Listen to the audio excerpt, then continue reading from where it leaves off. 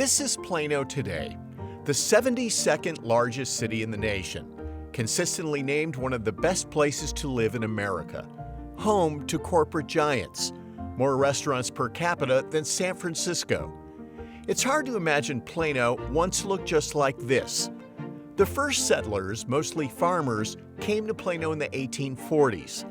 Families like the Armstrongs, Carpenters, Foremans, Haggards, Harringtons, and Wells came here for the rich, fertile soil, plentiful land, and a promise of opportunity. The tiny rural community grew at a snail's pace. By 1960, only 3,700 people called Plano home. Everybody knew everybody. You could go into the dime store or the drugstore, go in and have a sundae. It was just the freedom of a small town. On our bicycles, we could go anywhere in town and even out in the country. As urban growth slowly inched north from Dallas, Plano farming families knew it would soon be on their doorstep. We knew that soon all those things that had happened in Richardson would be happening in Plano, and the concrete trucks would be coming. A way of life was about to change.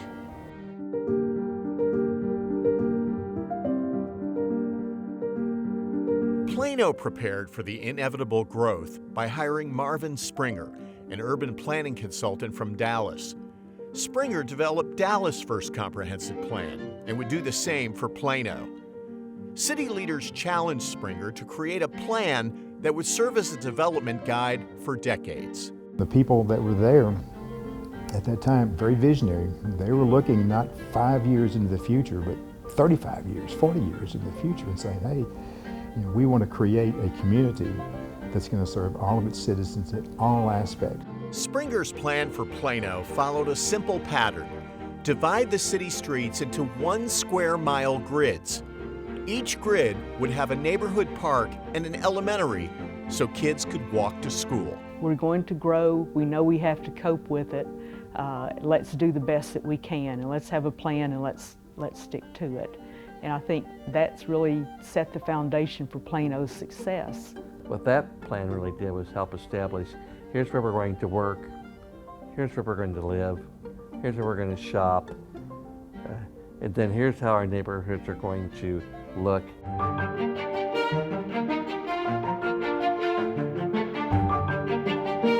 Once the comprehensive plan was in place, city and school district leaders met and came up with a brilliant idea: join forces to buy land for schools and neighborhood parks. Put them together, share the common open space, about 15 acres for both. And so you're saving tax dollars, both on the city side and on the school side. Park planners went exploring.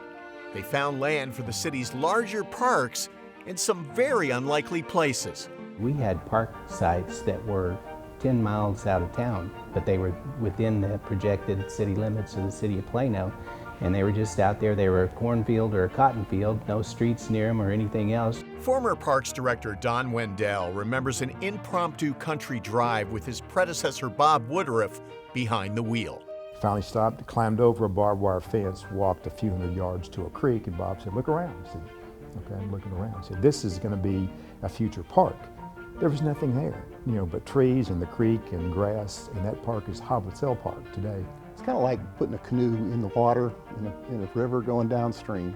If you don't paddle, you're going to wind up capsized, sideways. Something's going to go wrong down there. So you had to put your oar in the water and paddle, and that's what we did.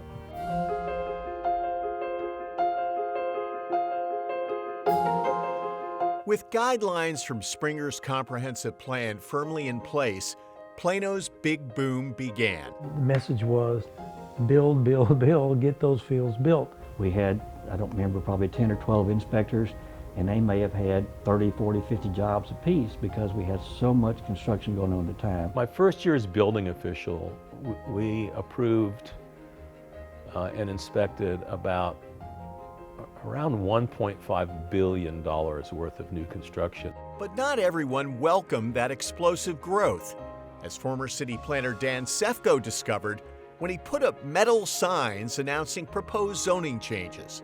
All the ones that we put out in West Plano came back with multiple bullet holes. But the comprehensive plan accomplished what it set out to do. As scores of new neighborhoods were built, Plano's population grew fast and steady.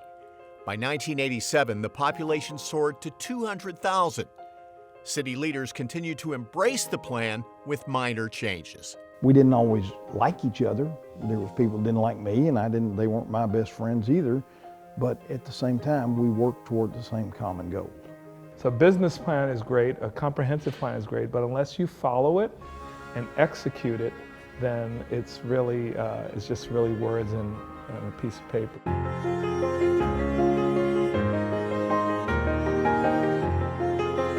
The comprehensive plan called for many more neighborhoods to be built on the west side of town. But that would change dramatically when Electronic Data Systems founder and CEO Ross Perot approached the city with a game-changing vision. Perot sought to create a corporate campus for EDS. He would entice two other corporate giants to make the move as well, JCPenney and Frito-Lay. That would help pay for his company's new headquarters. Ross Perot believed that if we could get 2 or 3 major companies, that the rest would sell itself, and it did. It shifted the city's trajectory from being a bedroom community, because most people commuted to Dallas or to TI or Raytheon, into being a major employment center. They called it legacy. Over time, its attractive location, combined with Plano's friendly business climate, would attract scores of companies of all sizes, including some very familiar names: Toyota, Liberty Mutual, JP Morgan Chase, PepsiCo, Hewlett-Packard, FedEx, and Boeing. They kept the tax base at a reasonable level for citizens. In fact, we had one of the lowest in the Metroplex, probably still do, largely because we had about 50% of our tax base was corporate. Success breeds success. When you see something that's successful, you want to be a part of it.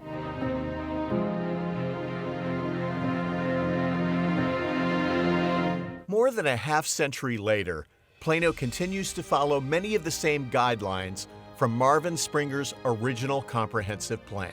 Communities will still be built, they'll still go on, but if you have a comprehensive plan that forms a picture and a vision of where you want to go, it's easier for the elected officials to create a community, a picture that will be, in turn, be a great community. It wasn't about politics or social issues or any of those things. It was all about growing the city of Plano. And we all had the same goals. We all had the same objectives in mind. Just about every city has a master plan nowadays, and they almost never follow it. How many cities offer the number of parks, parkland, and places you can go to for meditation, so to speak? How many cities offer the number of recreational facilities for the young people? How many cities offer a Class A school system in the community? Well, people have asked me, Rutledge, why didn't you sell and move? I can't think of another place in the United States I'd rather live than right where we are today. And it's because of what Plano's done. Bold vision, fearless ambition, steady direction, and gritty determination. The hallmarks of Plano leaders past and present, who by sticking to the plan, took Plano on a journey to excellence.